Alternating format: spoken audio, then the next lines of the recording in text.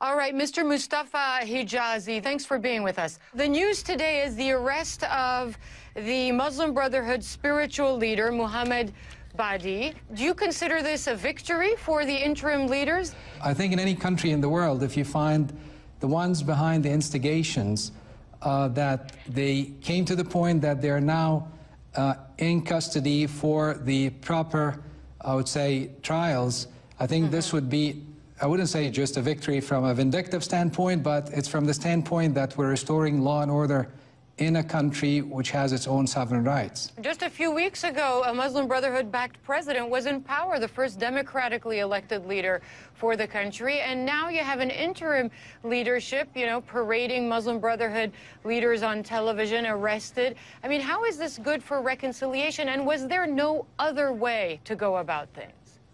I think we have to always, again, to see the bigger picture, we have to see the context of things.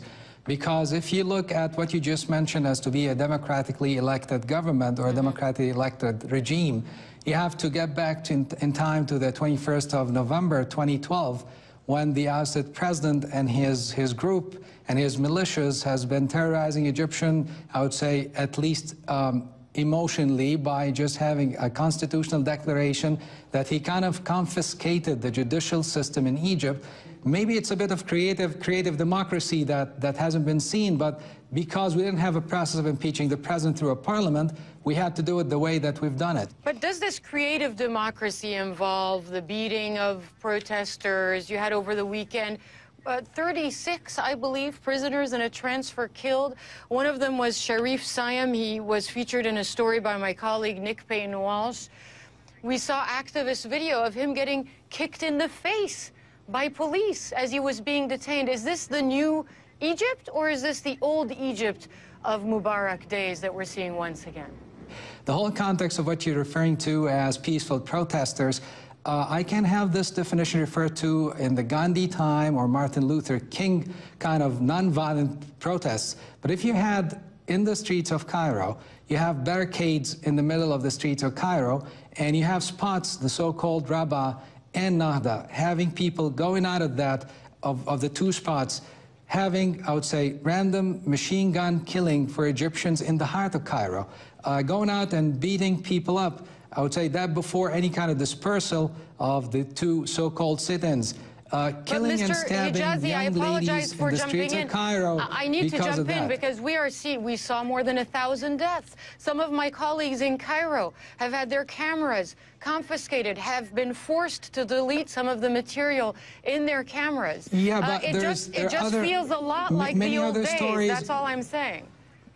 No, not at all. Not at all. That's what I'm confirming to you, because there's many missing stories that, you know, Egyptians are having, you know, a kind of astonishment that probably CNN and maybe other media coverages are not seeing. I mean, we haven't seen enough media coverage for maybe burning of churches. We haven't been seeing anything about the killing and mutilation of our men in uniform.